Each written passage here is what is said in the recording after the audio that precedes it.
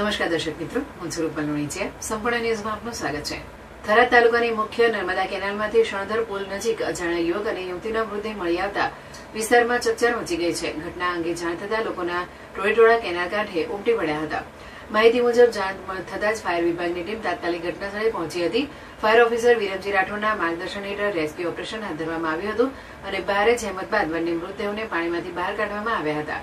તપાસ દરમિયાન મહત્વની વિગતો સામે આવી છે. મૃતક યુવતીના ડાબા હાથ પર એમપી તેમજ પાયલ એમપી લખેલું ટેટુ જોવા મળ્યું હતું, જ્યારે યુવકના જમણા હાથ પર પણ એમપી ટેટુ કૂતરાયેલું હોવાનું જાણવા મળ્યું છે. યુવતી ગળામાં કાળા સોનેરી રંગની કંઠી અને પગમાં પાયલ એટલે કે ઝાંઝરી પહેરેલી હાલતમાં મળી આવી હતી.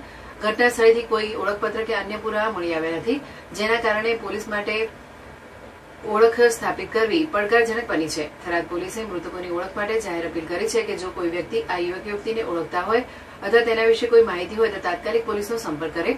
પોલીસે વધુ તપાસ હાથ ધરી છે અને મૃતકોની ઓળખ થતાં જ સમગ્ર મામલે વધુ વિગતો બહાર આવશે.